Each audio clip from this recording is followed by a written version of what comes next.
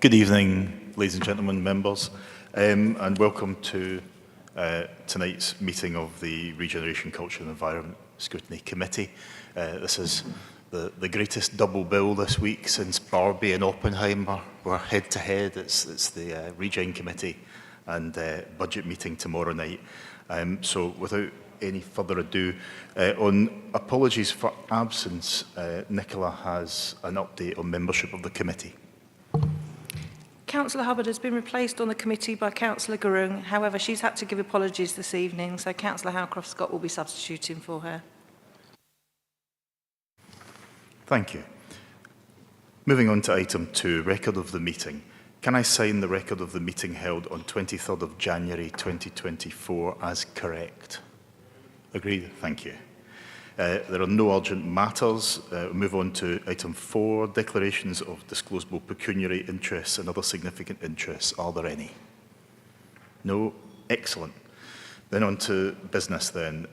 Item 5, pages 15 to 50 in your agenda pack. There is one petition referral this evening. This relates to Lambourne Way and Knoll Road. The lead petitioner, Mr. Walsh, is going to have 5 minutes to address the committee. So when you're ready, Mr. Walsh, take a seat and make yourself comfortable and we'll get started.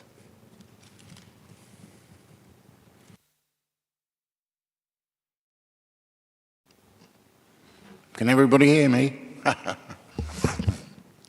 Well, my name's John Walsh. I'm the lead petitioner for Lambourne and Knoll Road residents.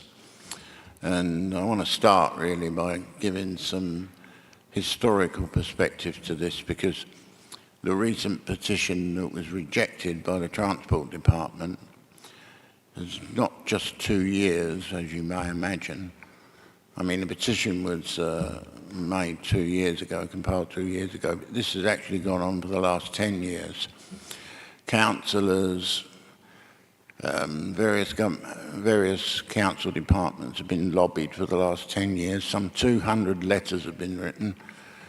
And at one stage in 2017, flash drives were actually sent to 5 different departments, and the lead Councillor Vince Cable and the head of the council, Alan Jarrett. None of them were looked at, all of them were rejected, and only one councillor ever sent them back. So I hope they must have given them to my kids or something. Anyway, we were ignored and we were ridiculed. When we complained about this, we were told that we were just a bunch of NIMBYs, not in my road. Now, the historical context behind this is that Some 10 years ago, we started to see an increase in traffic coming down Lambourne Way, turning into Knoll Road. Most of it was non-residential, about 60%. And some, obviously, 40% is residential. And by residential, I mean that area behind the main residence in Lambourne Way, which is quite a vast estate if you think about it. But this noise was getting increased, the traffic was increasing. Now we have to put up with the school there as well. Now we're quite happy to put up with the school. I mean, this is a separate dispute, so I'm not going to waste time going into that. The main problem with Knoll and Lambourne is it hasn't been resurfaced in years, over 30 years in fact. I don't know why this is. You know, maybe the council can answer this. But it produces Doppler effects and traffic noise, not only from cars, from skip lorries, from motorcycles, from quad bikes, from HGVs, and due to Linton Drive being restricted some years ago, this has only got worse because traffic, normally heavy-duty traffic, you know, building materials, etc., deliveries that would normally go to Courtfield Road, now turn down Lambourne Drive, Lambourne Way and Knoll Road. During rush hours, of course, the traffic is very intense, but all day long we have to put up with it right into the small hours at varying intensities. And this has gone on for 10 years. Finally, we got fed up in 2021 and we thought if we're not going to be listened to by the council, then we're going to have to raise a petition. So we raised the petition. Over 80 people across 14, 15 households, plus people who used to live in Lambourne Way, like my next door neighbour, who moved out stating, I need to move to a place that's somewhat quieter. Several other people have done that as well. Not all, I'm not trying to paint a picture that the place is so devastating that everyone wants to move away from it. But I fear that in the future, this is what's going to happen. Lambourne Way is a fairly, what you might call, desirable residence. I don't know whether any of you know it, but it's full of large self-builds. It's a sort of rite of passage for first-time buyers or moving up from maybe the second or third house.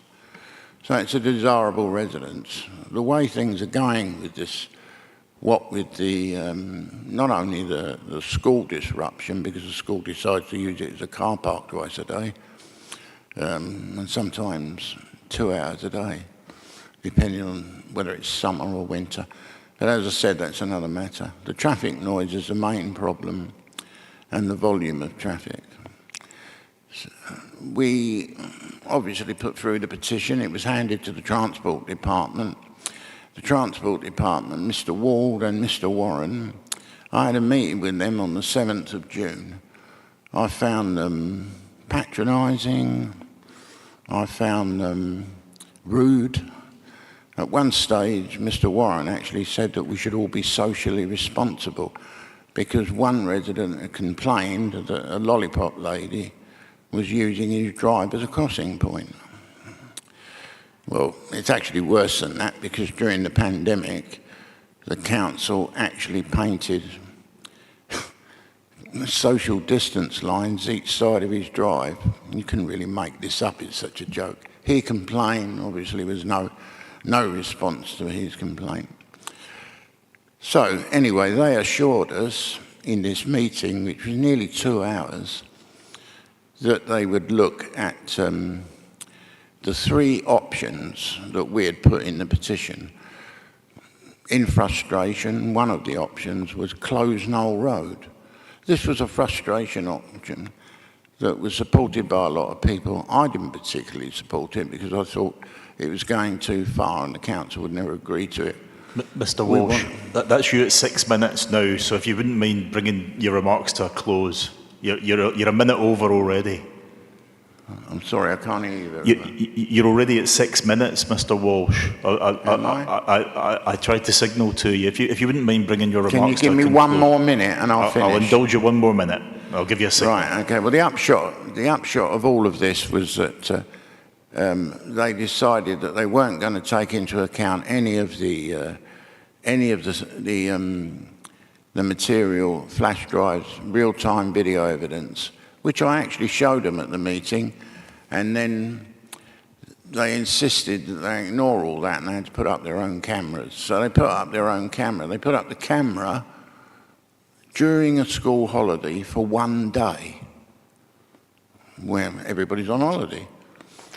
So, and then on the basis of that data, they then rejected the petition, which leads me to believe they had no intention of entertaining this petition at all. They were just ticking all the boxes appertaining to the protocols regarding council rules on petitions, and then, you know, that allowed them to dismiss it. Okay, thank you, Mr. Walsh. So obviously I appeal against this on behalf of the residents and myself. Okay, I think we've got the picture now, Mr. Walsh. Thank you. Any member? Councillor Filmer. Yeah, thank you, Chair. I certainly sympathise with the road noise, but I think the problem is, historically, your road is a concrete road, and it's got tarmac over the concrete, is it? Is that right? It has been tarmacked over, mostly, yeah. But are there sections where it's just concrete? No. Right, okay, No. so... If it was concrete originally, and that could be possible, it's certainly been tarmacked over, but it hasn't been... It's like a patchwork quilt. In fact, if it wasn't for all the traffic that's running over it, there'd be weeds growing through all the cracks. Yeah, I mean, we have got certain areas where the concrete roads, because they've got a 50-year lifespan, and you've got the longitudinal and the transverse joints on it, you do get more... Yes, I do understand about expansion joints, Yeah, etc., okay. but this is definitely not a concrete So road. it's not a concrete road? And it has been dug up by all and sundry, Southern Water, Virgin, and even recently again by this new data cabling that nobody seems to want. Okay, thank you. Any other member? Councillor Cook.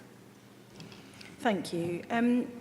I was really grateful for the papers today and the pack, and being able to hear Mr. Walsh, you know, the long journey. And I can hear you've spoken that this has been something you've kept going for a long time. And I think, you know, that commitment to a community, whatever the outcome, you know, is something we would all appreciate. Mm-hmm. I think the bit that I'm most interested in what's been said this evening is about when the traffic study took place, because I was really taken by page 20 and 21 in terms of the findings of that.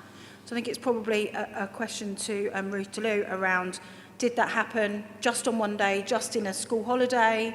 Has the implications been considered at various points during the kind of cycle of a school term? Thank you. Yeah, I don't know who wants to pick that up. Michael, thanks. Thank you, Chair. Yeah, we did 2 sets of surveys. We did ANPR surveys on one day last summer. So what the ANPR does, that we located a number of cameras around that particular estate, so it captures the vehicle registrations when they enter and when they leave, so we can build some information around where they started and where they finished, and those results are presented in terms of those percentages there. We also did, over a week, we put down loops at various locations just to give us a feel as to the volume of traffic as well. So that data was over a week, so we can drill it down day by day, but we generally look at the 7-day average there. So generally speaking, on Lambourne, the ATCs gave us some results back, and if you work it right down, you're looking at around 2 to 3 vehicles per minute on Lambourne. But yeah, those 2 sets of data were collected by us. Can I just clarify, though, because that does seem to be a significant point, and if the area in question is close to a school, whether those surveys took place in term time or in the school holidays? The ANPR was taken during a holiday. but the ATCs captured school traffic as well. And you can see that in the data. There's obviously quite an uplift on Lambourne Way during the school period. But what we found was that if you averaged it out, the low level of traffic off-peak, outside of school hours, really brought down that overall average. So it was interesting to see that the impact that the school traffic does have there. Any other member? Councillor Field.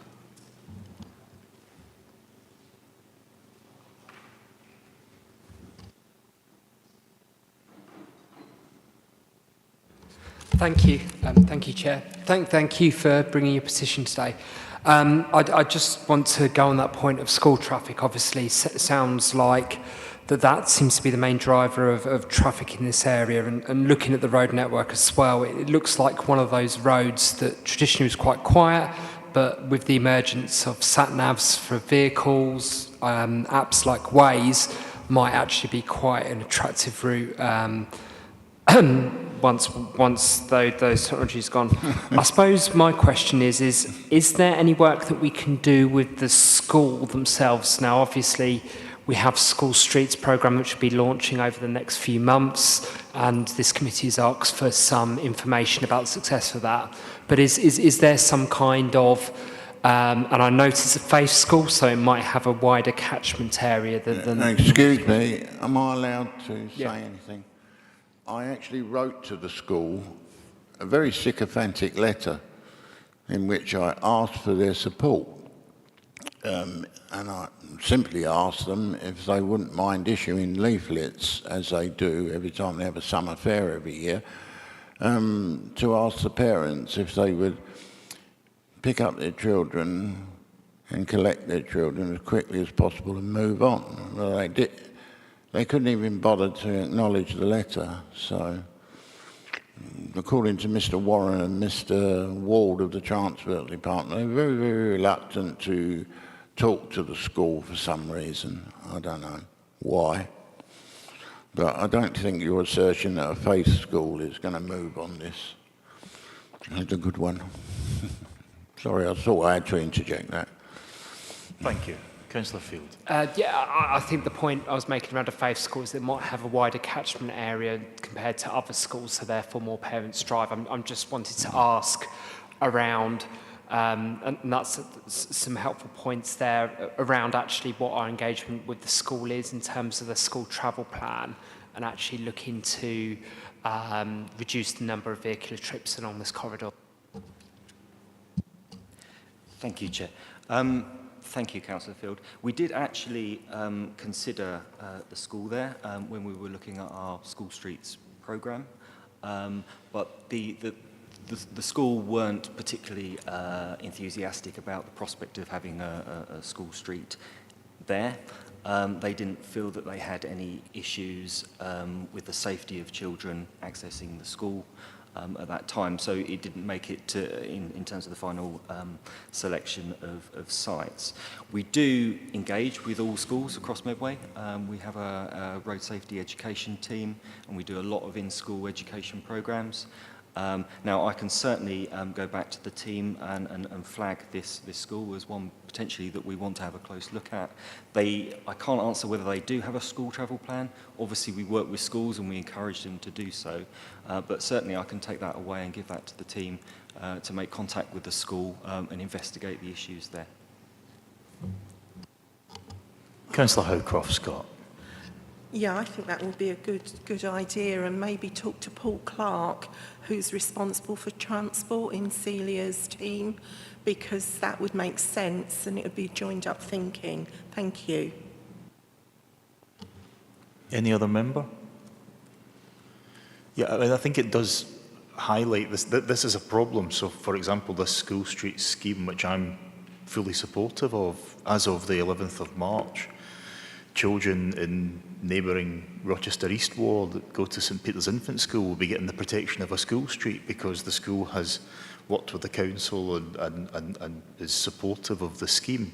And I'm really disappointed that children in my ward in Rochester West aren't going to get that protection because of a pretty shabby orchestrated campaign by the local MP sort of spreading misinformation about one of those schemes, and the other scheme that was essentially rejected because the school wasn't engaging. And I think that is a problem. I think that it shouldn't be the end of the matter. The school shouldn't have a veto on these things, especially when I think local residents and parents also have an important contribution to make to those discussions. So I mean, I think that's work in progress, but we've not even got to the stage of the very first school streets being implemented yet, and we're only a couple of weeks away from that, and I'm really looking forward to that as a positive development. I think the difficulty we have, Mr. Walsh, is that a lot of the things which I would have thought that this committee might be able to request be done have already been done in terms of the traffic survey. You know, it does sound that we have pretty comprehensive Well, I say it's data. not, as I stated, Sure. it's not so much to do with the respect. It's the noise, the constant noise that you can hear inside your properties, even with the windows closed, and we've all got double glazing. And we are sympathetic, Mr. Walsh. You have had the chance to speak, and I've indulged you a couple of times, but actually, the contribution at the start We're was only meant to be after the humps. Sure, and you know, everyone in this room lives in Medway. Everyone lives on streets which have problems as well, and that's not in any way to minimise what you've set out here. I think what we've all found, both as residents and as members, is that there's an element of prioritisation, and that relates to accident data, which might not match what we think is the case anecdotally. But for example, we've been crying about not including accident data for 10 years. It's not a matter of accident data. But it's a matter of environmental pollution and noise pollution. But essentially, you know, what this comes down to, Mr. Walsh, and I do have to bring this to a conclusion, is that, you know, this is about prioritisation as a council. I think we all have things which we absolutely. Well, how about prioritising us for resurfacing other than the Ridgeway then that's already got humps? Right. Or, say, Palmerston Avenue that's got humps. Or Lordswood Lane that's got humps. Mr. I think we've definitely got the picture. I think that what we're hearing is that we have the information. I think that the way forward is potentially to look at whether we can engage better with the school on your behalf. I hear that you've not had any joy on that front, and hopefully our members our officers will be able to have that sort of more constructive conversation about it. But I think that is, you know, you've brought something to the committee where, in fact, a lot of the avenues have already been exhausted. So I'm not sure if Councillor Field might have a helpful contribution to make. Thank you, Chair, and thank you, Mr. Walsh. The one point around sound and noise and the road surface, has this road been assessed for maintenance and where it should be in terms of resurfacing? Yes, it has, Councillor Field. That's correct. I'm happy to go back to the highways team and clarify that point. I don't have that information in terms of exactly what their response was, but we did pass that to them, and they have assessed it in terms of their overall prioritisation in terms of resurfacing. So yes. Okay. Any other member before we move to Vice Chair? So, Vice Chair, I think that might be a helpful contribution to your proposal, that we ask for some information back around the next phase of school streets and also around that survey that was just discussed. Thank you, Chair. So the recommendation 1.1, the committee is requested to note the petition responses and appropriate officer actions in paragraph 4.1 of the report. 1.2, the committee is requested to consider the petition referral requested at section 5 of the report and the Director of Places response. 1.3, following this, the committee requests that further work is undertaken with St Benedict's School to look to reduce the impacts of the school run on residents on Lambourne Way and Knoll Road, and the transport team reviews its maintenance programme. Is that supported? Agreed? Agreed. Thank you, members. Thank you, Mr. Walsh.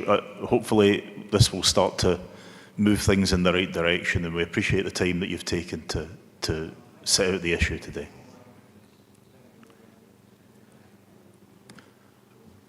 Sorry, we can't hear you, Mr. Walsh, but we'll move on to the next item. But thank you for your time tonight.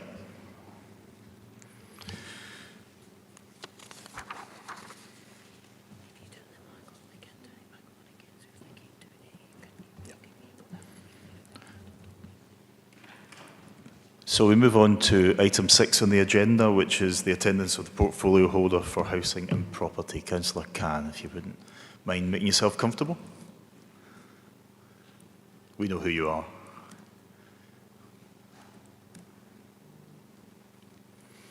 So, Councillor Khan, would you like to introduce the item? I know you've obviously given us a report, but you've got the floor just now, or we can go straight to questions. Work at the moment. There we go. Thank you, Councillor Patterson. I don't think I need to speak to the item as everyone's obviously received the report, so very happy to go straight to questions, and thank you for having me here today. Thank you. Any member? Councillor Howcroft-Scott. Wow, you've been busy in the last 10 months. Thank you for a full and comprehensive report, which was user-friendly and easy to read.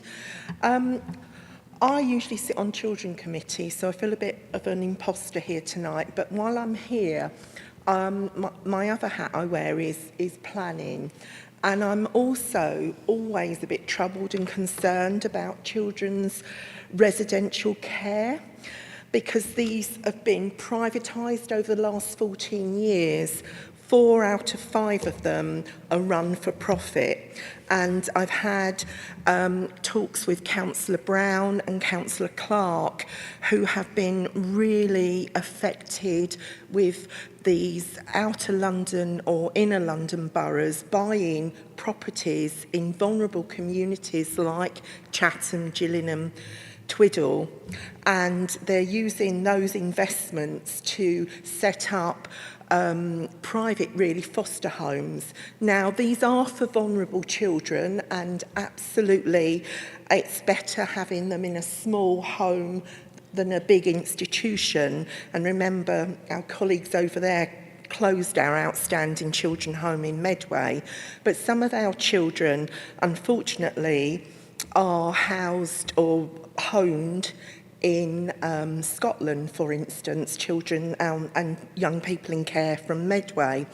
Now, Labour in Wales are committed to move away from this profit model and having places that neighbour them, like Liverpool, buying up properties, doing them up for these facilities.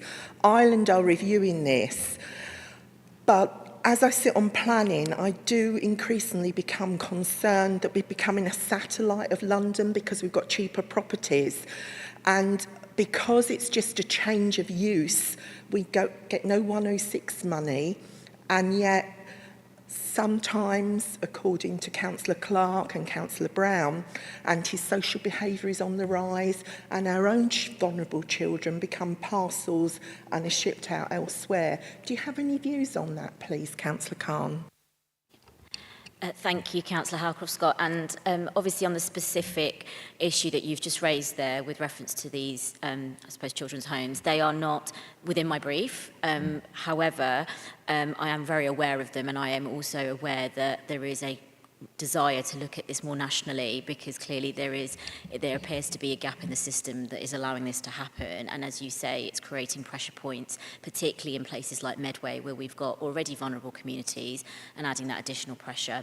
On the wider point, though, around the sort of strain that we perhaps have, because we are very close to London and the capital, and outer borough placements, which is something that we do deal with in Medway on a constant basis, there are some challenges. And I think this is something that I've been trying to raise at a national level because, again, I think it does require national legislation to support us, where we do end up having properties bought up in Medway which are supporting London's housing need, and that creates huge challenges for us when it comes to our own local housing market.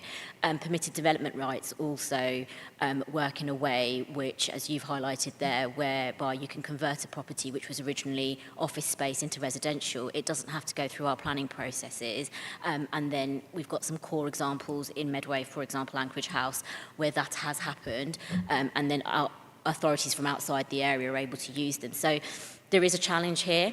I think it requires national legislation to rectify it, and I think that would also apply for the very specific example that you've given there, which does present a number of challenges. And I think we need national government to take it more seriously. It is something from a housing perspective that I'm continuing to raise, particularly around outer-borough placements.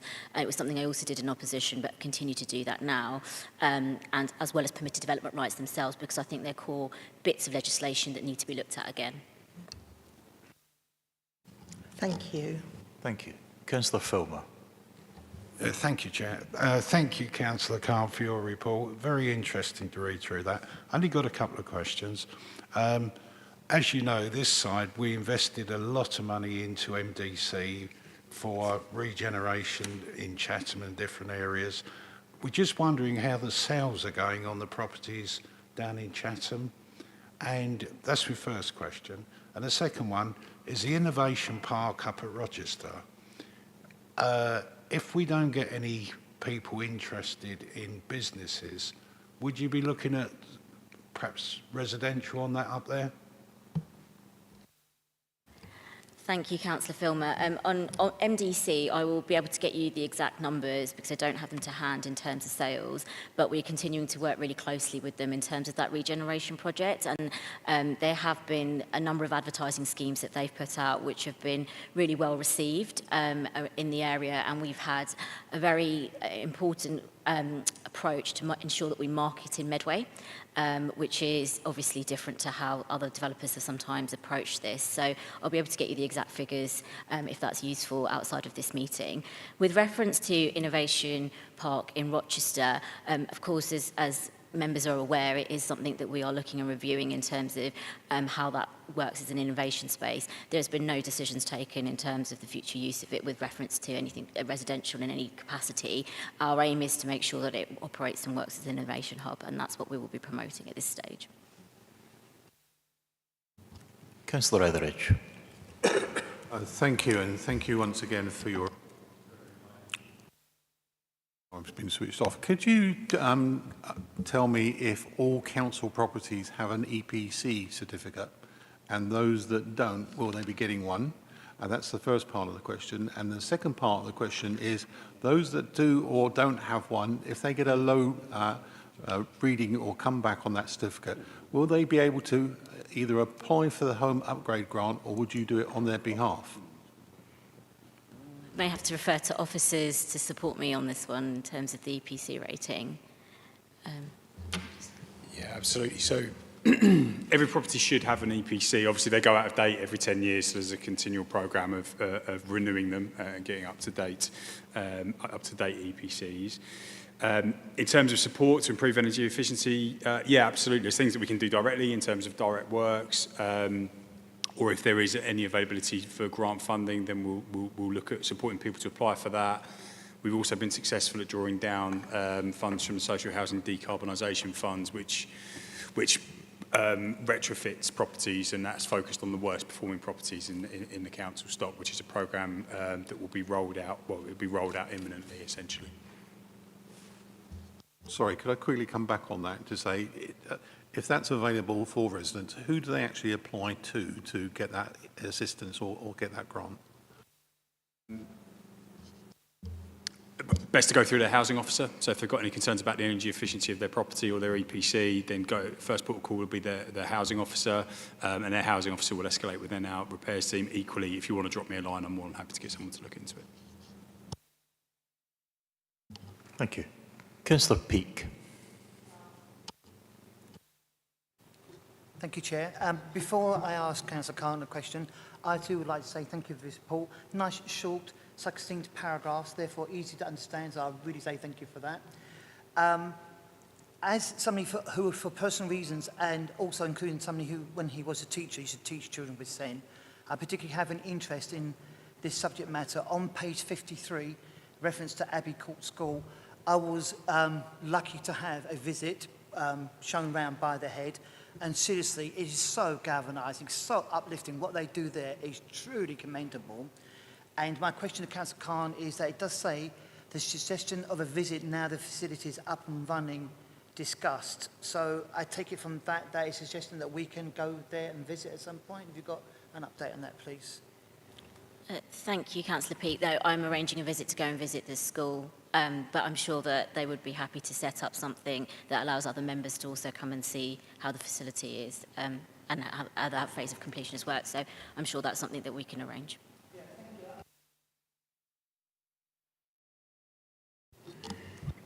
Thank you. Councillor Nestorov. Thank you, Chair, and thank you, Councillor Khan, for the very nice report. I just have a few questions. My first question is on point 3.5. Given that we have 94% increase in homelessness since 2019-2020, what are the specific strategies and measures that are being implemented to address this urgent issue?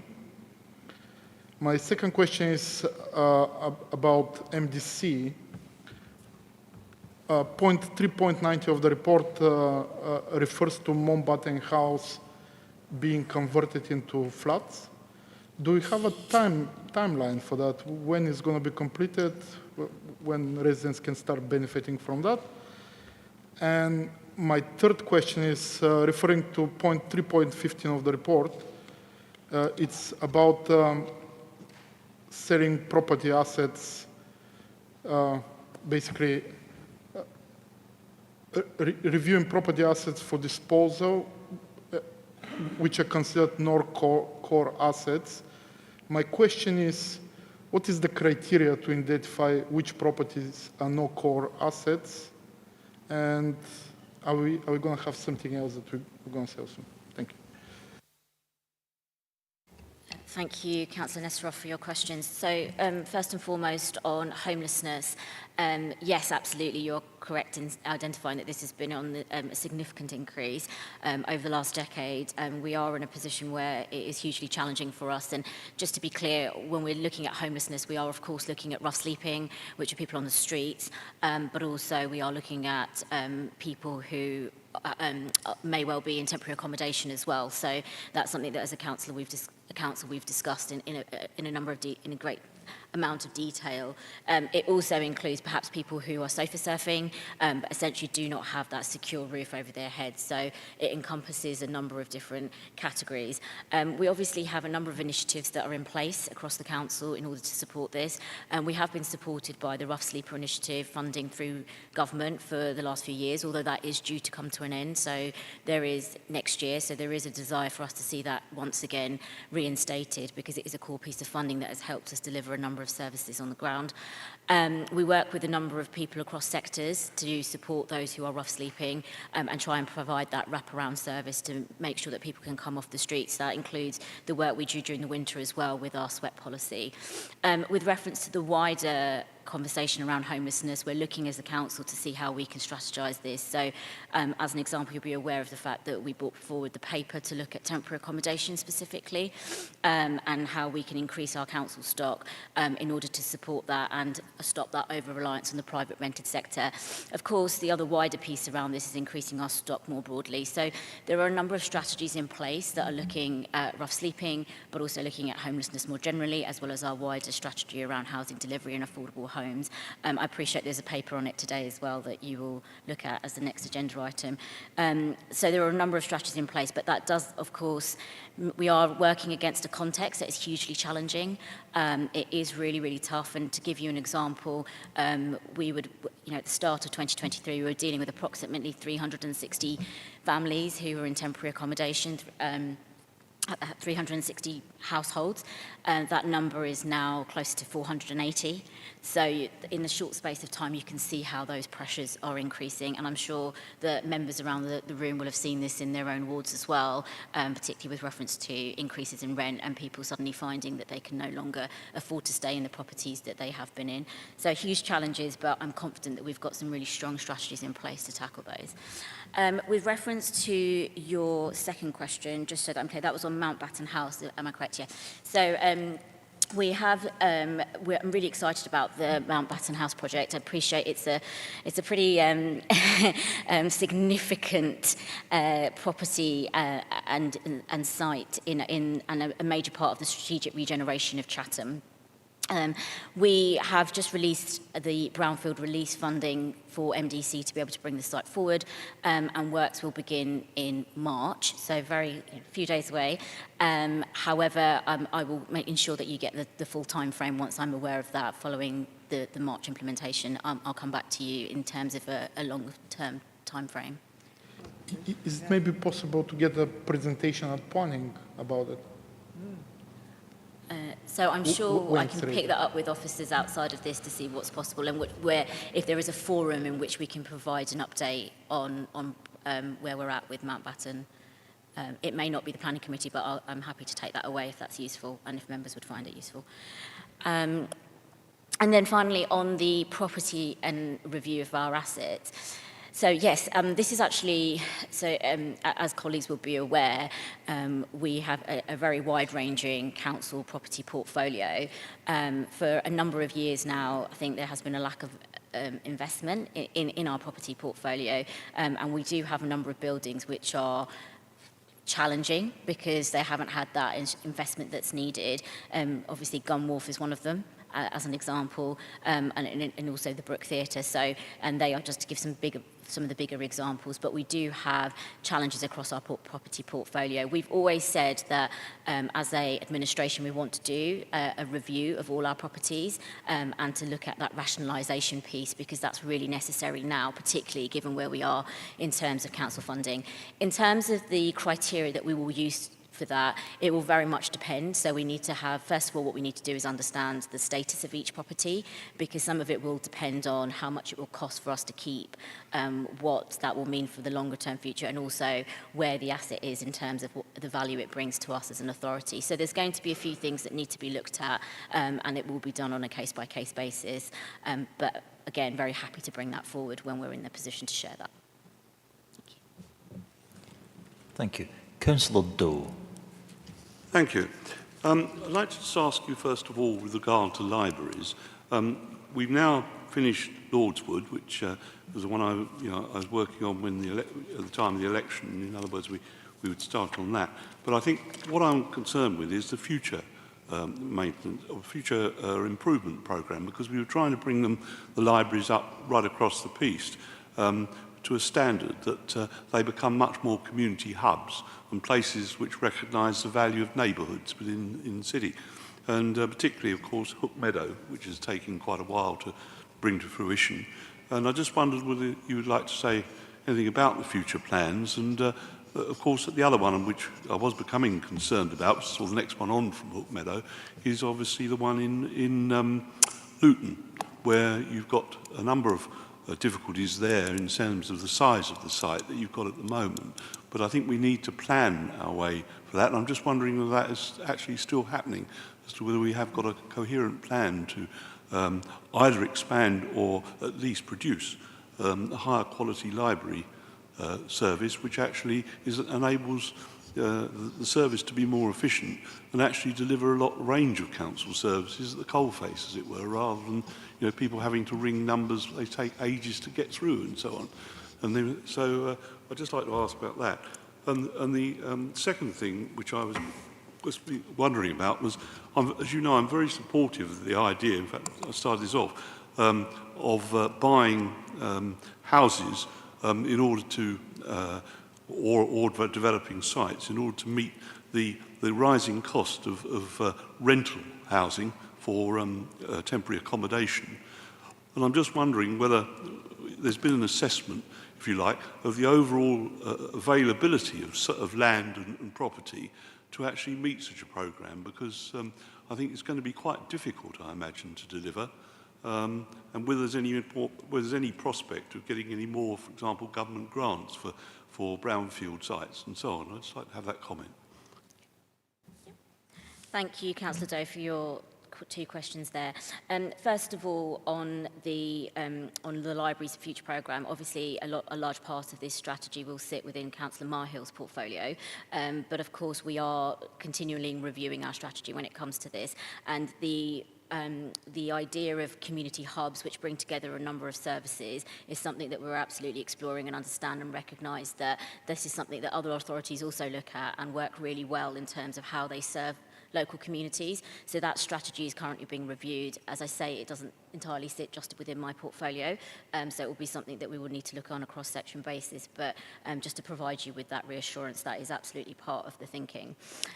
With reference to purchasing of property, temporary accommodation, and more generally the delivery of affordable homes, you're absolutely right. It is challenging. It is absolutely, you're right to say there are a number of constraints that exist. For example, the market itself is constrained at the moment. It's very volatile and pretty expensive, and there's a lot still happening. We're also constrained in terms of land in Medway, and these are all challenges that we face. So we're being really careful in how we approach this. We obviously have modelled it on the, particularly when it comes to the purchasing of TA, we have modelled this on the former pilot scheme that has already been run using 20 properties. It will be a staggered process, so we don't inundate the market, and we will obviously be running red book value operations in order to purchase sites. Again, with the delivery of affordable homes and any through the HRA, again, we will be looking at everything in the round. It is challenging out there, I completely agree, but we are at every opportunity also looking to see where we can draw down from government grants as well that support us, and particularly as long as that works within the timescales of where we're at in the process, then there are a number of government grants that we've already accessed and will continue to do so in order to bring these forward. Thank you. Thank you. Councillor Sands.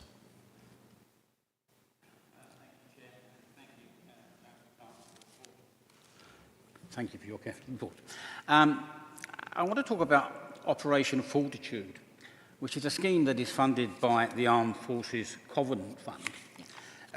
It basically delivers a referral service for military and veterans into housing. We know that many people rough sleeping are ex-services. So this is a scheme that, as I say, helps find accommodation for them, but it also supports those in current homes who are in big trouble. Can you confirm or not, probably not at this moment, whether we are signatories to Operation Fortitude, and if not, can we make steps to be a signatory on that? Thank you, Councillor Sands. So we are not currently part of that. However, it's something that I'd be very happy to explore. We take our work with the armed forces really, really seriously, and wherever possible, particularly within the systems that we have, we're really keen to adopt that. So to give you a couple of examples, if somebody who's a former veteran or in the armed forces is found to have a housing need, then they will automatically be given, within the allocation policy, a priority for housing. And similarly with our financial assistance policy, we've ensured that means that veterans are not means tested in order to access that support. So we're trying wherever possible to ensure that we support our Armed Forces Covenant and that we do what we can to support our armed forces in Medway, recognising they're a really important part of the community. But I'm very happy to take that away and look into a bit more detail, because I'd like to be able to understand how we can support and if we can be a part of that. Thanks, Councillor Sands, and also for picking up on an issue that I was going to raise later on with Councillor Khan anyway, so that spilled a question later on that topic. And as Armed Forces Champion, it's something that I'd be really keen to pick up with yourself and Councillor Khan outside this meeting. That'd be really helpful. Councillor Cook. Thank you, Chair. And thank you again, Councillor Khan. As I read this report, two things stuck out to me. And the first was how filled with humanity and a focus on individual lives, individual families. And, you know, that was all the way through. And thank you very much for that. And the second thing, obviously, is going to be finance and budgets. And we're so aware, and we're talking this week, I know, particularly in light of tomorrow, about that real impact. And being, you know, quite new, not as new as we once were, but quite new to this, I was really fascinated by the number of grants that were throughout this report. And you've made mention, officers have made mention tonight, of the number of different kind of pots. And I wondered firstly about the amount of work that involves in terms of taking people away from other strategic priorities because they're having to chase these funds, find out about these funds, apply for them, respond to them. And secondly, what risk does that bring when the funding isn't guaranteed and secured over the long term? And do we need to put different mitigations in for Medway as grants kind of come and go? So I just wanted to ask about the kind of management of that. Thank you. Thank you, Councillor Cook, for your question, and you're absolutely right. I think there are a number of pots of funding that exist, and we're very good within the team at looking at those opportunities because, for example, I've mentioned some today already, but you know, there are a number of other pots of money that we're really keen to kind of access. So the Local Authority Housing Fund, grants through Homes England, we've talked a bit about the Brownfield Release Fund. So there are a number of opportunities out there that are really helping us to unlock housing need in Medway. Yes, of course, there is an element of officer time that is spent in terms of being able to, first of all, ensure that we have a strong bid for that. But we are good in terms of within our teams at identifying the opportunities that are right for us and putting ourselves forward and putting forward some really successful bids. So as an example, with the Brownfield Release Fund, we're actually one of the most successful authorities in the country when it comes to accessing funding. So I think it's really, you know, we're doing really well, and credit to all officers that have got behind this and really started to recognise and understand where we can capitalise on it. Obviously, for forward planning and future planning, it is really helpful if there is more security around these grants and funding, so that rather than having to pitch for small pockets of money in order to help us with wide strategic issues, if government could give us the proper funding that we need for some of this, particularly things like, for example, the Rough Sleeper Initiative and so on, it really helps if that's more embedded, gives us that longer time ability to strategise, and that's always going to be a challenge. But I'm confident that the officer team that we've got are doing really well at accessing the grants that we can in a timely way. Any other member? Councillor Field. Thank you, Chair. Thank you again, Councillor Khan, for your comprehensive report. It's really good to see that housing is a key issue for this administration. And as myself and other colleagues would certainly say, housing issues are critical in Medway. Getting the right stock, building the right stock is there.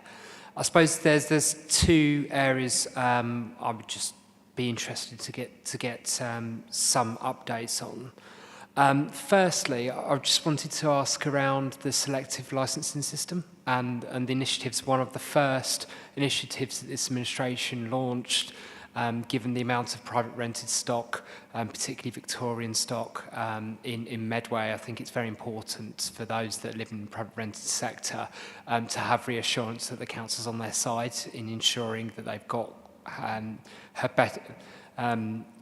worthy accommodation for living in. So I just wanted to update on that. And secondly, at the last meeting we had a call in which was regarding disposable of 2 car park sites in Temple Street in Strood and in Union Street in Chatham.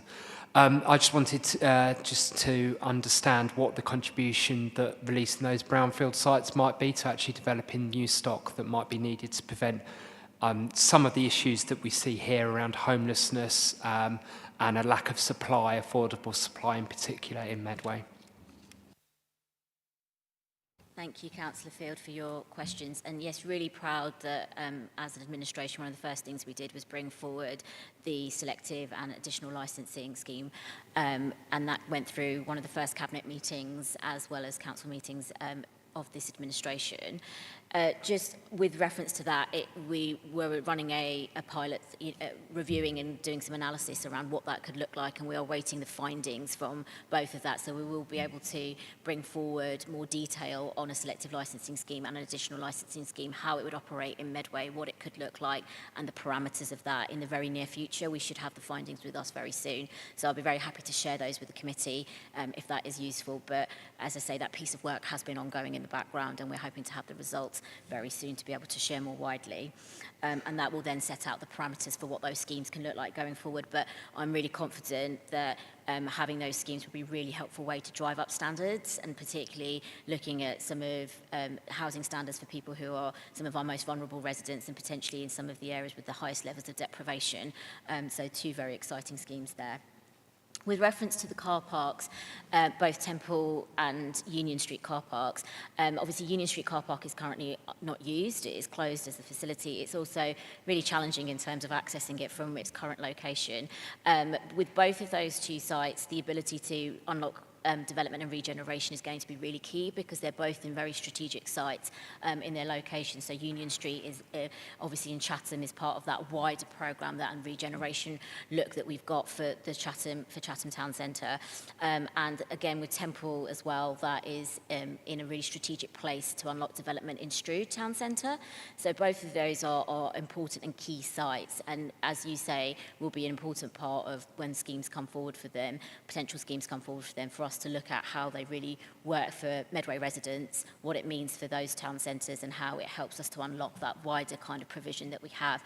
So it is all about that longer term strategy. Some of that is around housing and meeting our housing needs, and some of that is that wider piece around ensuring that our town centres are fit for purpose, open, and are offering the space in the way that we'd like them to. Any other member? Okay, Councillor Cannon, I've got a couple of questions myself. So at the top of page 53, there's mention of new ASB app to allow improved reporting of antisocial behaviour in council-owned estates. I'm someone who has lived in this area more than 20 years and has only known it as one Medway, but I think there are certain issues such as housing that actually highlight somewhat of a divide between the old Rochester upon Medway council area and Gillingham Borough Council in the ownership of council housing and the ability to make these sort of positive interventions. So, you know, from my perspective as a Rochester councillor, I wonder whether there's any scope. I'm not aware of a similar app for MHS homes, for example. Is there any scope to share this technology with some of our local partner housing associations in the parts of Medway which don't benefit from council housing stock, where we can make that direct intervention? And also, I was just going to talk about on page 54, really pleased to see the action around the temporary facilities that we're looking at for Rochester Riverside, and just reopening that river access to Rochester with the work that's been undertaken on the pier itself. Be great to have boats arriving. It'd be fantastic if the paddle steamer Waverley can be one of them, but I just think that's a really positive development, and as is noted, a potential income stream and increase in visitor numbers to Rochester. So that's really positive. Thank you, Councillor Patterson. And yes, agreed. I think it's really helpful that we've been able to, while Rochester Pier is being refurbished, that we're able to bring back into use that access point, because I think it will make a big difference to the area. And I'm pleased to see that local residents as well as businesses have been supportive of the fact that this is coming forward. With reference to the ASB app, so it is a new app that we are just rolling out and testing. I think we are still waiting to see how it operates and the learnings from it, but I'm sure that we can share it with partners and have those conversations if needed, with particularly MHS, who work very closely with us. So I'm happy to provide, as we get more data on how the app's being used, whether it's working. It's a very new initiative. I'm very happy to see how we can perhaps use that to support people in other areas as well. That's great. Thank you very much. Well, thank you very much for your attendance tonight and for giving very comprehensive answers to members' questions. So I'll let you draw breath now, and you can sit back and enjoy the rest of the show. Thank you very much, and thank you for having me.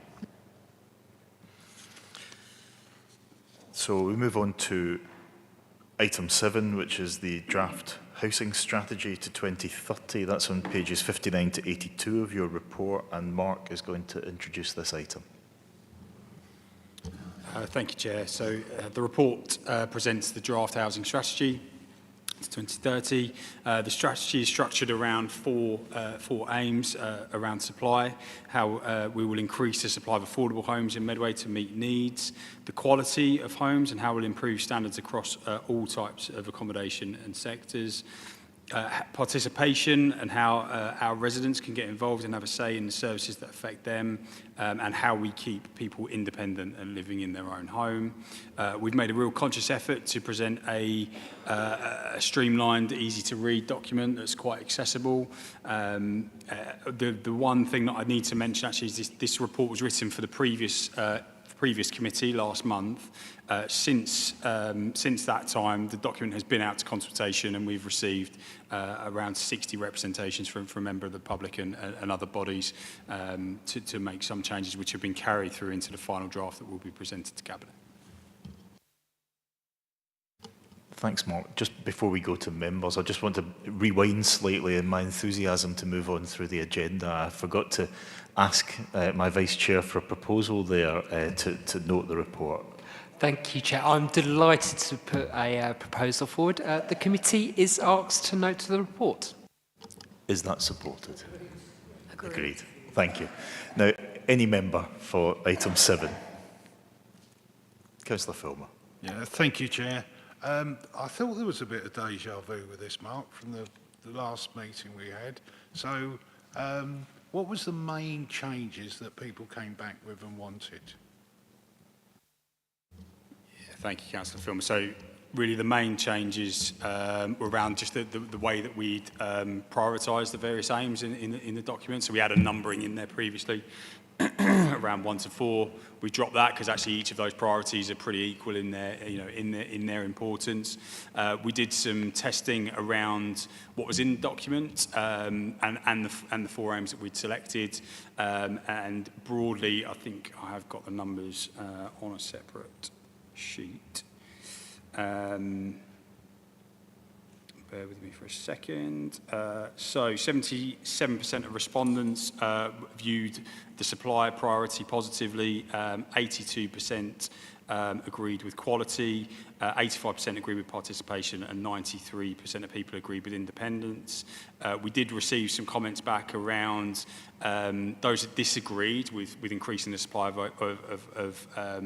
more affordable homes, made some comments in relation to empty properties and that more needed to be done to bring empty properties back into use, and that's something that we've factored into the document.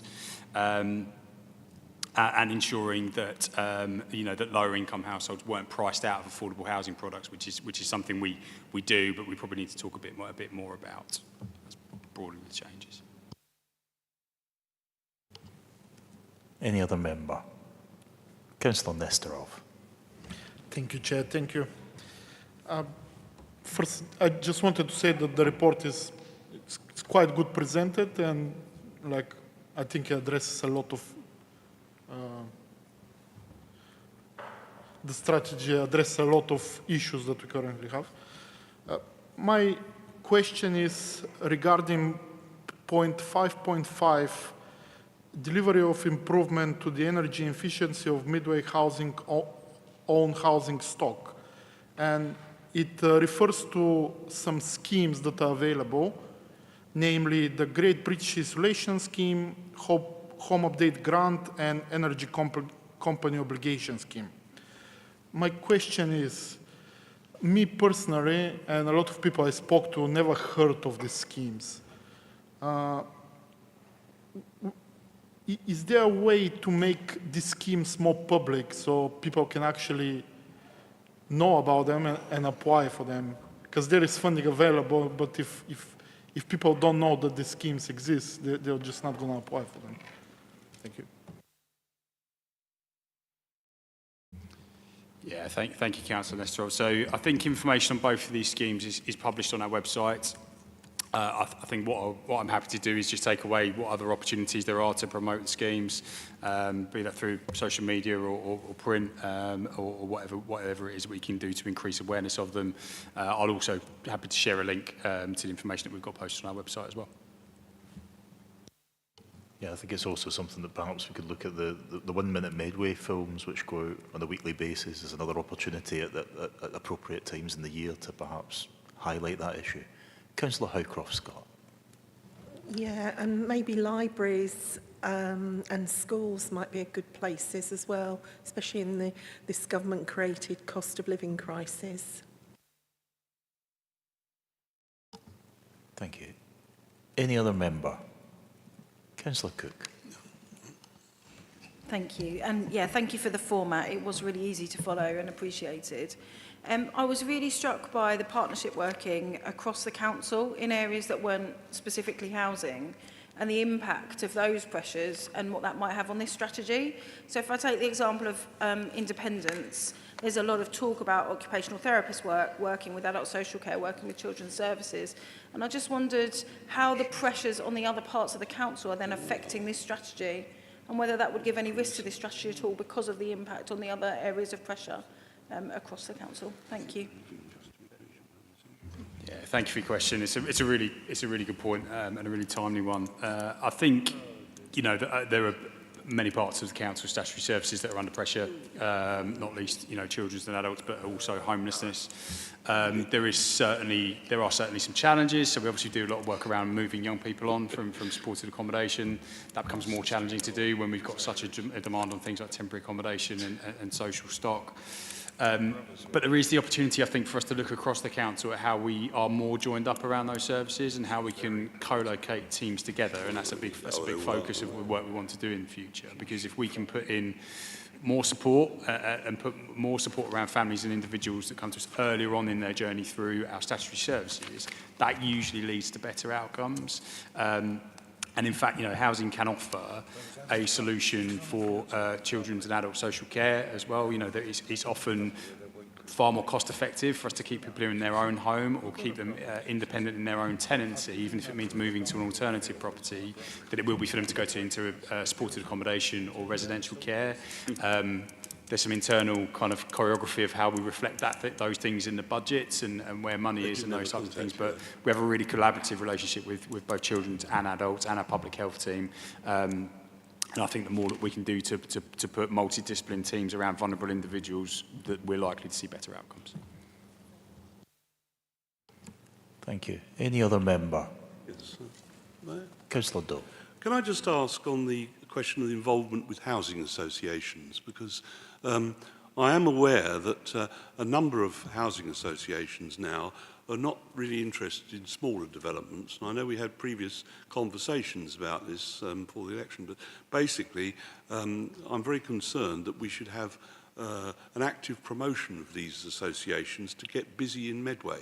Because if we don't, then I think we're going to be very much behind the game. And it's all very well saying, well, we've got these programmes, etc., but these housing groups, they are still building on some scale, and it might be that we really try to get a partnership with perhaps one or two of the big ones, similar to what we probably have with Medway, with MHS, which I think is a sort of friendly partnership, but I think we ought to try and get them to concentrate on Medway as an area of real need, because what they tend to do often is to take the softer options, and Medway is not a soft option, and that's why we need this assistance. So I'm just wondering whether more can be done about this. I know we were going to call them all in and all this sort of thing, but I really do think we've got to get them behind us and get them to commit a major part of some of their programmes for maybe a limited number of chosen associations we know deliver, and that would, I think, help get better results. Yeah, thank you, Councillor Doe. I mean, that issue is still as alive now as it was when we spoke about it previously. We will be taking, we've had a number of conversations with registered providers and major developers, but also the SME Developer Forum as well. And we will be bringing together registered providers for a conversation about how they can pick up the smaller Section 106 contribution sites. Obviously, one of the challenges there and why registered providers aren't that keen on them is that Homes England won't give any grant into Section 106 sites. So there is a bit around the planning process as well and how we work more creatively with our registered providers to make sure that they can lever in the financial support that's needed to make some of those sites viable, because it is challenging. But I think the point stands and will need to feature in our work going forwards as to how we convince registered providers to pick up those smaller Section 106 sites. Chairman, we can have some sort of update on this in the future, please. Any other member? Vice Chair. Thank you, Chair. The recommendation is that the committee concur with Regeneration, Culture and Environment DMT and the Children's and Adults DMT. The draft housing strategy to 2030 proceeds to Cabinet with a view to approval in March 2024. The draft strategy is attached as Appendix 1. Is that supported? Agreed? Thank you. We now move on to item 8, which is the corporate building survey results, pages 83 to 94 of your agenda pack. Rob Dennis will introduce this item. Thank you, Chair. I'd like to introduce the corporate building survey results. This report provides an update to committee members and outlines the required budgets for building repairs and maintenance fund for the next 5-year cycle of 2023 to 2028 to ensure Medway Council corporate estate is safe, warm and dry for staff. Medway Council corporate estate consists of 120 plus properties. Recommendations are that the committee is asked to note the need for the increased investment to the BRMF to ensure the corporate estate portfolio remains safe, warm and dry and valuable set of assets. I'm open to questions. Thank you. Any member? Councillor Filmer. Yeah, thank you, Chair. Very interesting reading through this report. Thank you very much. I know over the years, I heard tonight that we let the quality of some of the buildings go down, but I believe there was a budget of around about 700,000 or 800,000 per annum for this, and it was never sufficient. You know, we always needed more money. I think Adrian used to look after this, and he was always trying to jiggle it round, trying to do things. Buildings get older. The problems with the Chatham Town Hall, I mean, that's down in the ground, that to be sorted out. But yeah, good luck. I mean, I've read through it, and you know, it's one of those things. As Councillor Khan said tonight, when you're looking through what is needed by the residents of Medway and what's of value to them, it's very important that we look at everything regarding that, and we try and keep repaired the ones that are important to the residents. Thank you, Councillor. Any other member? Councillor Hamilton. Yeah, I just want to pick up on the wide gap between the 750,000 that has been allocated and the substantial amount of investment that's needed. Could you clarify or explain why that gap has evolved over the previous years and why we're now facing such a huge gap in funding? Thanks for the question. As just been declared by Councillor Filmer, who was aware of the previous years, we've had, since I started actually, there's been a very wide gap. In fact, it was much wider when I started, to be fair. And working with the head of finance, we have got it up to £750,000. And it's hard to believe, but that deficit, we've done well, I think, up to now to keep going with the buildings we've got and have achieved what we have. And going back to what we've been discussing earlier about what we're doing with our funding streams, we've been very successful in getting things like the BILF, BRMF So it substantiates, or supports it quite a lot, but it's not sustainable. We've got to the point now where I think we have to take a realistic look at how much funding we put forward for our buildings. And I think that the report speaks for itself in what we need. Councillor Nesterov. Yeah, but this isn't stuff that we. This isn't stuff. Thank you, Chair. I just want to pick up on Councillor Hamilton's question. If we have insufficient funds to fund the repairs, how do we plan to find the rest of the money? Where are we going to source the rest of the funds? We're looking at other ways of actually looking at this, is by actually looking at closing some of the buildings and having a holistic approach, as we were discussing earlier, about what does the council need across the board, what do we need to sustain the services we provide. Community hubs have been mentioned already, and there's been an exercise with our transformation team to look at how it may benefit from changing the profile of the community hubs. And we also will be looking at with the VAM team about what buildings maybe be able to close in the future.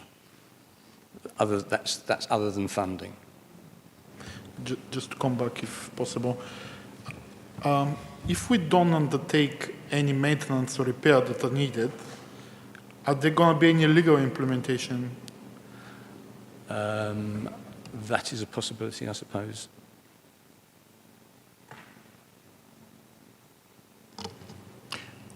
Councillor Peake. Thank you, Chair. I've just wondered about how I can ask this question. I'm looking for some idea of the ratio. So I'll quote my grandmother, stitching time saves 9. What I'm looking for is, no matter, and this is not an implied critique here, I'm sure the team's working really hard, very well within resources.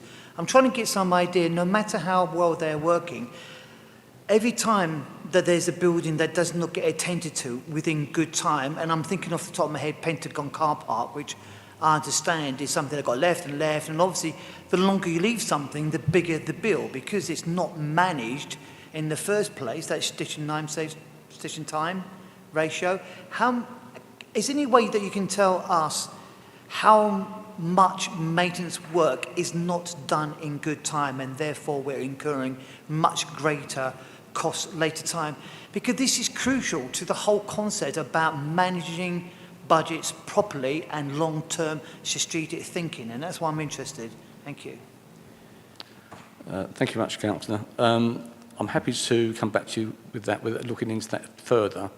I can't give you a stitch in time sort of analogy response right now, but I know what you mean. The previous Councillor Galvin used to talk about, it was to do with windows, but yeah, it was a sort of thing, if you don't get the window fixed early, it's going to fall out, basically.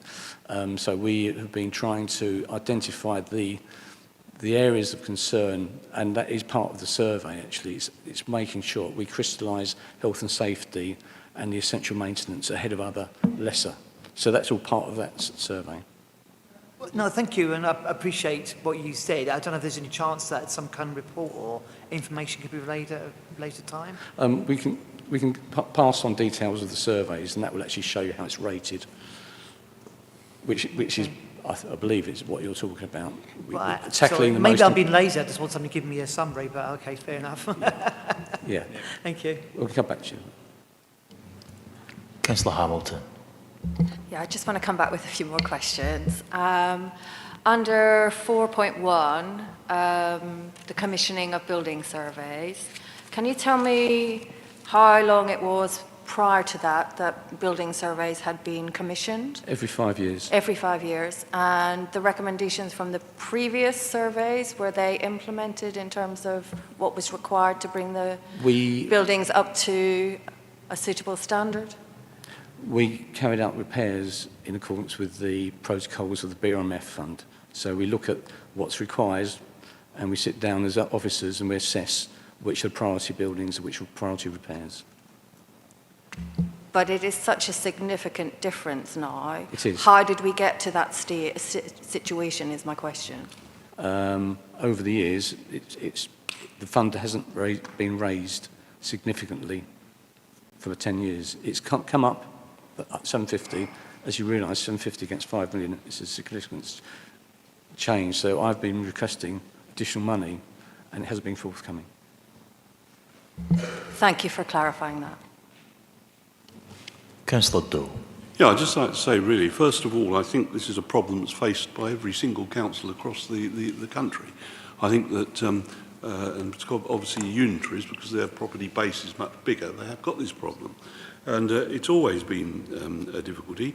One of the things that we do, because we don't just simply put that 750,000, I think you'll acknowledge that we actually do include a number of these schemes in bids that we make elsewhere. So that figure is not quite as stark as it seems. But I mean, it isn't the figure that we all wanted to see put in there. But on the other hand, you know, we try to make sure that we balance the budgets. And I think that's something, you know, something has to give. And I think that we have in our modern buildings, you know, ones that are that's been built over the last 3 or 4 years. I think there has been a proper asset renewal programme. I think you'll find, and those are there. But I think these go back quite a lot of them go back quite a long way. And of course, the other thing is that conditions have changed. You know, health and safety requirements, for example, are much more explicit, and rightly so. But you know, I think that you've got to look at it from the point of view that, first of all, you don't have to spend this money right now. You've still got some time in which to do it. And I think some of it, wherever possible, you've got to offload into schemes that maybe either for refurbishment or whatever. So you actually do break that up. And then I think you're still going to have an everlasting shortfall on it. It's just one of those problems that's very difficult to solve. Councillor Cook. Thank you, Chair. I think I would like to know what happens next. So we've been given this report, we've been asked for the recommendation to note that more funding is required. We know we've got the budget coming, and then after that, responses will be made, I assume, in all the departments across the council to work in response to the decisions that we together make. Does this committee then receive an action plan of the decisions that would need to be taken in order to address what can and can't be done as a result of this shortfall? Because it feels that actually just noting the report is only half of the issue. We know we can see there isn't enough. We have a conversation. Budgets, as Councillor's just said, are needing to balance. And then there will need to be strategic decisions about the next step. So does this automatically follow up with an action plan? Is that something we need to request tonight? You know, what's the next step, please? Thank you. Well, I believe the recommendation I'm asking for is that there's more budget put forward for this item. I already asked last year for £5 million capital, and I got received £1 million. But what this is asking is for the BRMF to be uplifted to the figure of 5 million, and in subsequent next 5 years as well. That's what I'm after. So, but it seems a reasonable question. Like, what, you know, I think next steps, particularly with so many new members on this committee, what we can reasonably expect. Yeah. Yeah, so I think from what I'm hearing, there's obviously a bit, it feels sort of very strange, doesn't it, to note the recommendation of a report that has a significant deficit around the work that he's doing and the budget that is available to do it.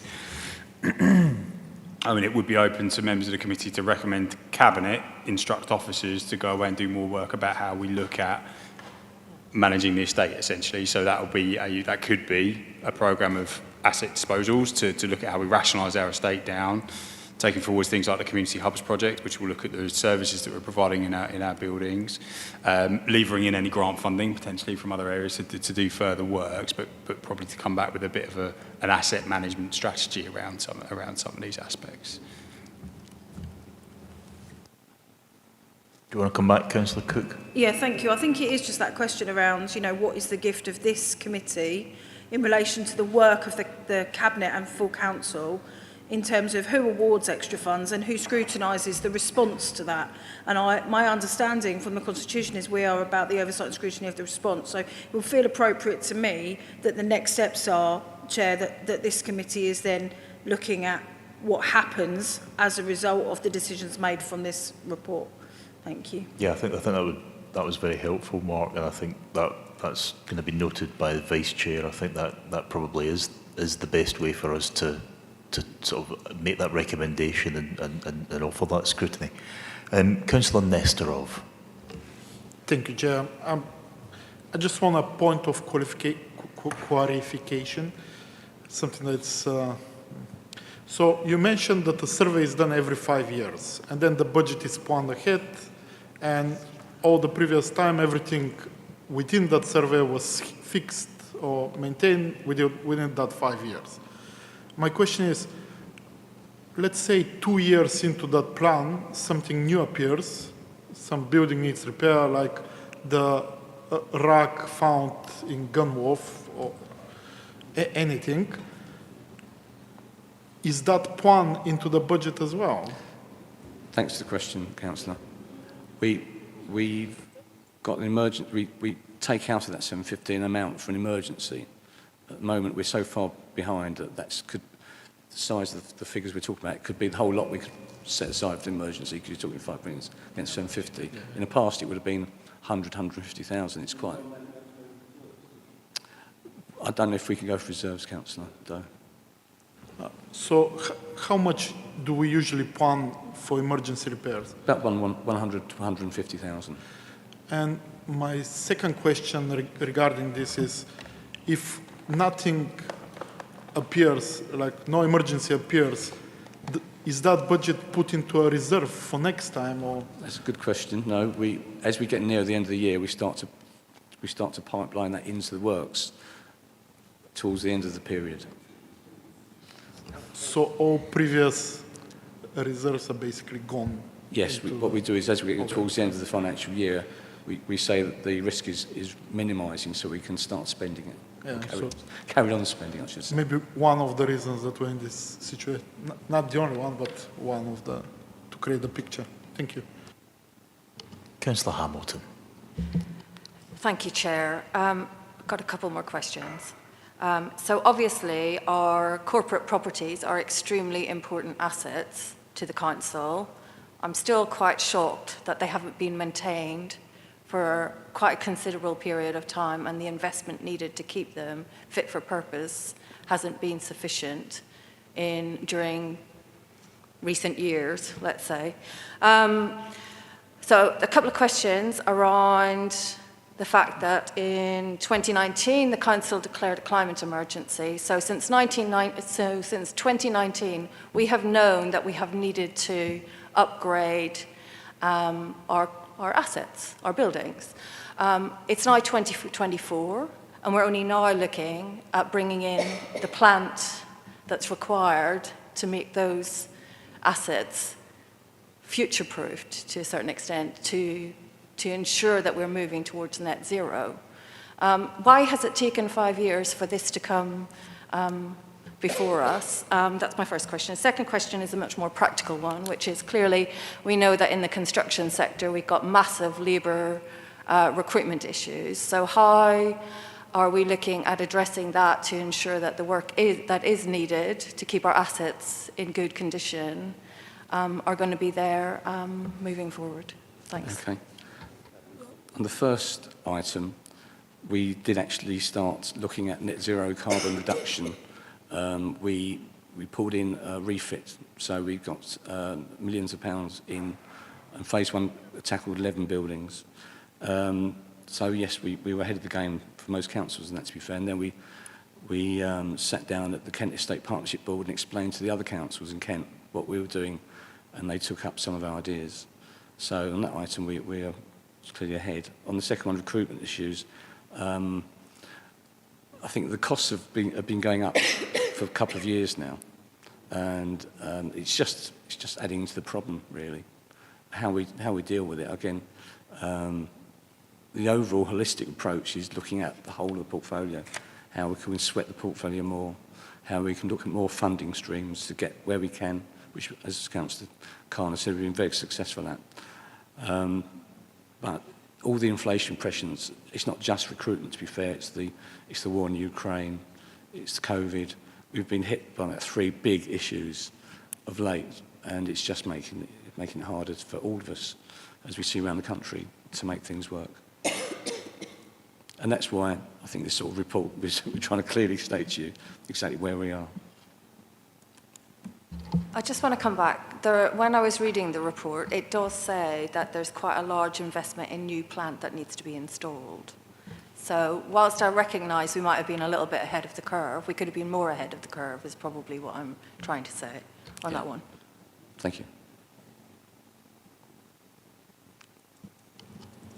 Councillor Peake. Yeah, sorry, just following from your last answer, how much of an issue has it been, one, supply, because we're constantly hearing about the extra costs to businesses because of the difficulty of supply, and also secondly about skilled labour. Has this been such a significant impact on Medway at all, please?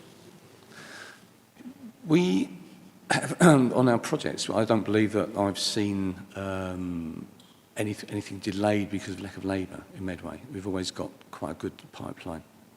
It's the cost going up, which we have to sort of absorb into our budgets. Sorry, is not one of the costs, the supply increases the cost? Has that not been an issue? So I know in other industries and in general it has been in the country, so... So I'm not understanding the question, Councillor. Okay, maybe I'm not phrasing it properly. If you have a delay in supply, does that not increase the cost? That's what I'm trying to ask you. I see. Yeah. Well, that would happen if that was the case. Yeah.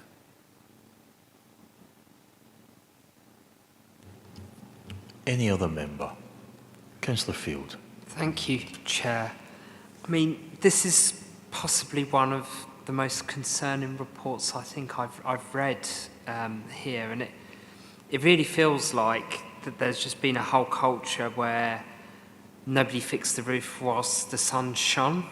It feels like tomorrow night we've got a budget where we're going to have to deal with the impacts of a 91% reduction in revenue support from government on revenue.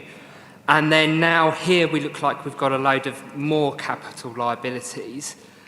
I just feel this feels like this is going to add more pressure to future years.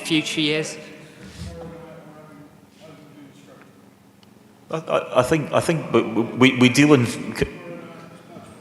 I think we deal in fact, and I think the context is important, Councillor Fulmer. So I think it's perfectly reasonable for Councillor Field to. I don't think the 91% figure is disputed. In fact, I think it came from the previous administration. But I think that the point is scrutiny here. As a committee, we've got to look at this whole portfolio: regeneration, culture, and environment, and we're seeing here future liabilities. And what I worry about is that this adds more and more in future and makes it harder and harder for Medway to recover and thrive. And I see here, you know, for instance, we've got splashes, we've had the old brook, we've got racking in issues at RHQ.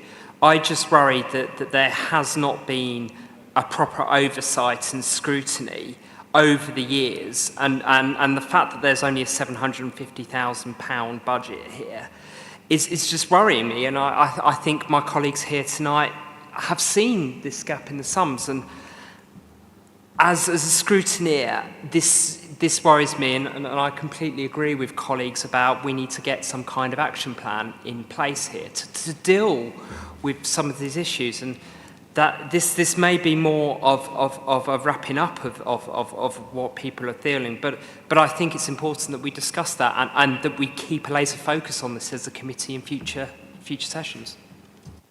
Yeah, I think that's helpful, Councillor Field. Councillor Bowen.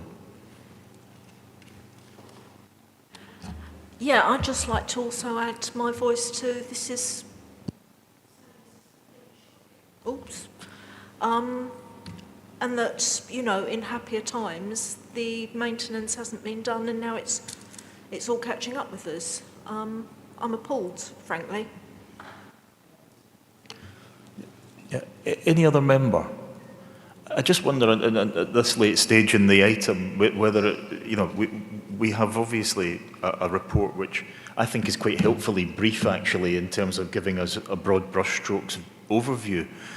But sometimes it is helpful if you are able to add any flesh onto the bones. And the thing that stuck out for me is on pages 89 to 93, on those projected costs, and in particular the leisure item on there, which sort of rises from 189,000 in 23-24, rapidly on 24-25 to 1.3 million, and then up to 3.5 million by 25-26. Now, I guess this is obviously based on the lifespan of buildings and something that's entirely foreseeable.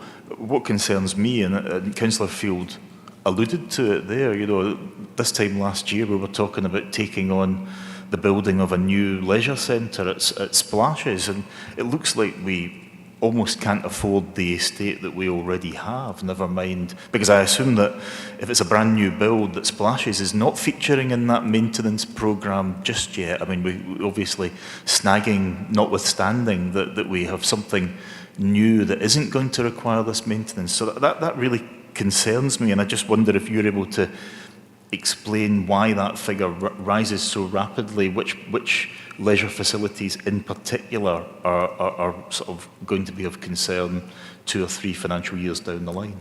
Thanks, Councillor Patson. Good question. The 100 Hoopool was one of those which we were anticipating to be closing with the HIF project. As the HIF didn't go ahead, that's going to continue. So that was one we were going to mothball as a council and build a new. That would be a good example of what we're talking about. Okay, but it is fair to say that these things are foreseeable and that. Well, yeah, the HIF project, we fully expected that as a council to go ahead. Yeah. Until it didn't. Yeah. Thank you. Vice Chair, do you have a proposal? And I think we want to encapsulate some of what Mark suggested. Thank you, Chair. The committee has asked to note the need for the increased investment to the BRMF to ensure that the corporate estate portfolio remains safe, warm and dry, and a valuable set of assets. The committee requests that Cabinet asks officers to review their asset management strategy and provide an update and action plan to a future committee. Is that supported? Agreed? Yeah, agreed. Thank you. Move on to item 9 on the agenda, which is the infrastructure funding statement, and Catherine is going to introduce this item. Thank you, Chair.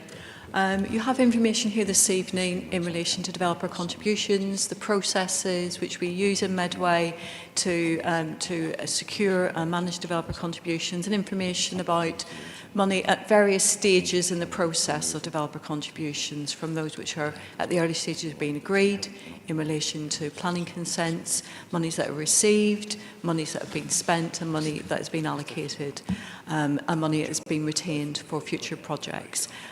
The infrastructure funding statement is a statutory requirement that we need to publish annually, following guidance from government in terms of information we publish in that. But the report also includes an update which takes you through to September 2023 in relation to quarterly reports to Planning Committee, which gives you an overview of activity in Section 106. Thank you. Any member? Councillor Sands. Thank you, Chair, and thank you, Kathleen. I'm looking at page 125, when you give a brief outline of the 106 process. Can you tell me that once the 106 contributions are agreed between council and developer, how many times those agreements are actually changed from their original destination, firstly? Secondly, when they are changed, is there any community engagement about those changes and the diversion of the monies somewhere else? And thirdly, is there any way that that can be challenged on that diversion of money from one to another cause? Thank you. Right, I'm afraid I'm going to frustrate you by not being able to give you a comprehensive answer in relation to that. Certainly with regard to the number of times when an agreement may be changed, I would anticipate that would be fairly frequently, given the size of developments and the fact that development does change over time. But we can get you some information in relation to that. But I'm not sure to what extent we could give you a quantity, a specific number, but we'd certainly give you an indication of the types of circumstances and the frequency in which that happens and the reasons why it happens. So we'll get the information for you outside of the meeting. Similarly, in relation to the communications, in relation to those changes, I suspect it varies in different circumstances depending on the nature of the change, the scale of the change, but again, I can refer back to colleagues in relation to that process. And the challenge process, I'm not able to give you a position on that in terms of any process that we may have in place, but I can certainly have a discussion on that. I would envisage that the only time we would be challenged is when there is a contentious view.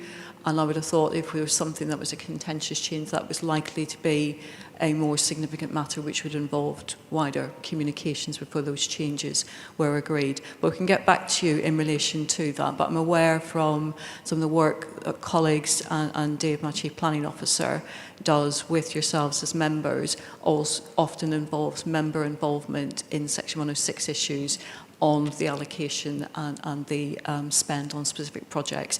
So I'm aware that the Council's planning service does ensure that we have good communications with members, but at the end of the day, it's your residents, your constituents, which are there as the beneficiaries of services.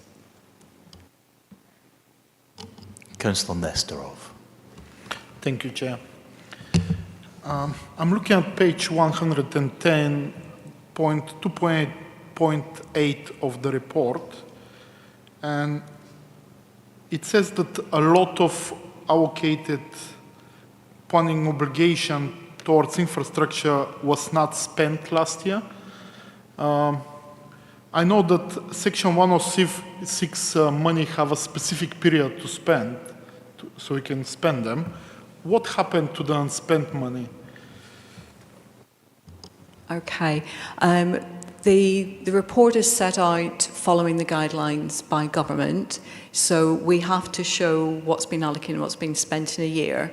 It's just reflecting what's not spent in that financial year, so those projects are very likely to spend the full allocations, but the nature of the project is they might start in January and finish in June, so you've only got maybe 2 months spent against the project. Now there is a mechanism by which if the council doesn't spend the funding in the due period which we have to work to, that developers can request that funding to be returned to them. We have never returned any money because we failed that criteria. Just one more question. I was just thinking, we're talking about the building repair and maintenance fund on the previous agenda item. Is there a possibility to allocate some of the Section 106 money to fill the shortfall of the building and maintenance fund? Okay. You'll see in the report there is a reference to some of the Section 106 funding being earmarked for maintenance. That is maintenance in relation to those additional services and the improved services which are specific to the Section 106 agreement. The Section 106, the developer contribution process is, there's very specific legal requirements around it to ensure that the money is spent in line with where the impact takes place, that it's proportionate to the scale of the development, and development is basically mitigating the impacts of that development. So it's not seen to be appropriate for for a new housing scheme, for example, to mitigate an existing problem. It should be addressing the impacts of that new development. Thank you. Councillor Peake. Sorry, following on from Councillor Nestorov's questions, the money that's unspent, is it a case of timing, as in the run out of time to use this money for what it was dedicated for? It could be a mix, of course. Or is it a case of that money is then for some reason deemed not to be necessary? And what happens with that unspent money? How is it reallocated, please? Apologies. We follow the language used by the government in presenting the infrastructure funding statement. I think using terms like unspent is actually quite unhelpful because it doesn't mean it's never spent. There's two specific aspects in this report. One is reporting what's been unspent in a particular year, which is the timing issue. So it's still going to those projects. It just hasn't finished its spend yet. You've maybe got a budget that runs over 12 months. So it's reflecting where we're at in the spend profile. The other matter is where the money's come into the authority, but it hasn't been spent yet on projects. And we have a time limit for that, which I said we haven't run out of time in any of the projects.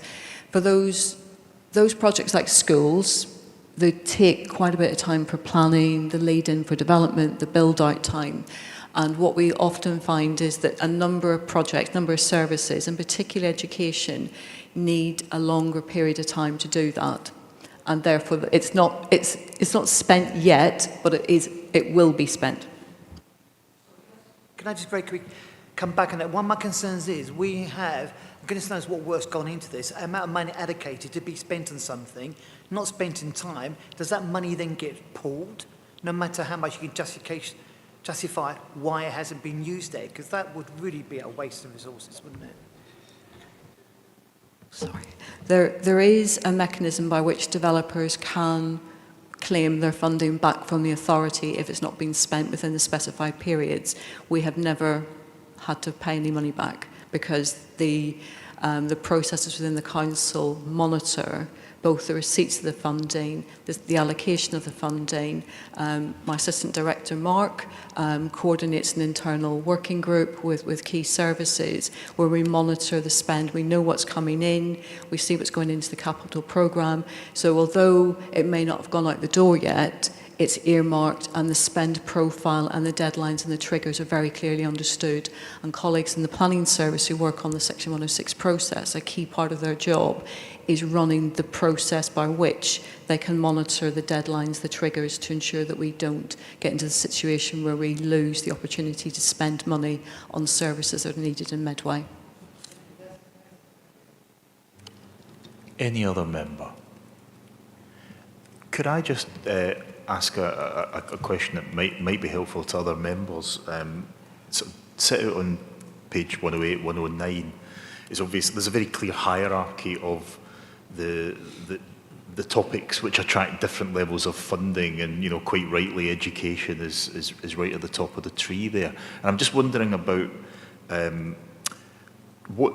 how that hierarchy is developed. Is there a formula which tells you these things, and can that formula change, and if so, how? Because it occurs to me, as we increasingly build on areas that people once were able to roam freely on, that things like public rights of way, which is right down at the bottom of the pecking order, almost become more critical as Medway becomes more developed. So, whether there's a way that these things can move back up the pecking order. And the other thing I wanted to ask about was on page 115. So it's where we talk about I'm just scrolling down here, where we talk about the opportunity to sort of offer non-financial requirements or benefits in kind. And maybe there's a further explanation that you can give, but when I look at the table on page 116, there's some really odd examples there where I sort of think, a covenant restricting the use of holiday accommodation, and that's considered to be a great benefit to the people of Medway, that holiday accommodation will be used as holiday accommodation, which would strike me as only fit and proper. And I'm wondering what that was in lieu of in terms of financial contributions, and likewise, I've spoken to colleagues about the no cap policy. I understand that relates to sort of bird management. I get it, these seem like pretty minor things that are not of massive benefit to the wider public. I mean, I would have thought benefits in kind would be along the lines of a developer adding public spaces adjacent to the development, or adult gyms that can be used by members of the public. All these sort of things is what I would think of as a resident, as a council taxpayer. But it seems like if you can draw up a sort of complicated enough sort of benefit in kind, you can kind of get away with nothing at all. Is that a fair comment or not? I think there were 2 points there. The first one was relation to the allocation of funding against different services and the proportion which went to education in particular. The allocation against services is done against reference to the Developer Contribution Guide, which is a supplementary planning document that is due for review. Within the Developer Contribution Guide, we have evidence on the scale of impacts on different services in relation to a development. So there is a formula within that for open space, for affordable housing contributions, for education, for youth services, etc. I won't go through the details of the process, but that generally reflects where the bulk of the funding goes. So it's in line with that. The Developer Contribution Guide will be reviewed as part of the new local plan process, and that will also be informed by the Infrastructure Delivery Plan, which will accompany the local plan in terms of understanding how Medway is likely to change and how we need to provide for the services and facilities in line with that growth strategy. So that's reflecting we've got a current guide in place. We will be reviewing that, and there'll be an opportunity with that going through the planning process for that to be open to wider scrutiny and to input from members in terms of that work. In relation to the second question and the table, I would need to double check, but my understanding is that the way in which the government set out the criteria for the contents of the infrastructure funding statement means we need to report on covenants, which are quite odd. I also thought, that doesn't sound like that's a great benefit in kind, and it doesn't report on where we've had services such as open space provision delivered on site. So it may be something I can take back to the wider planning team in terms of giving some reassurance that there are further activities which would be seen as being more meaningful with regards to those wider non-financial benefits being delivered.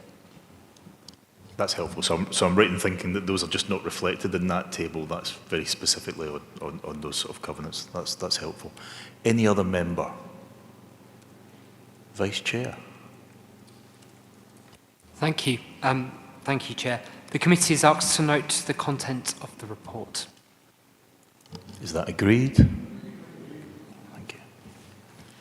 We move on to item 10, which is the work programme, pages 161 to 176 on your agenda pack. Nicola. The latest position is outlined in the report, and the work programme is attached to Appendix A for the committee's information. Any member? Vice Chair. The committee is asked to note the report and agree the work programme as set out at Appendix A to the report. And the committee is, last but not least, asked to note the action log as set out at Appendix B to the report. Is that supported? Agreed? Thank you. That concludes our business for this evening. I was going to say same time, same place. You've got half an hour extra tomorrow to get yourself prepped for our epic budget meeting. I'll see you all tomorrow evening. Thanks very much for your contributions tonight. Thank you.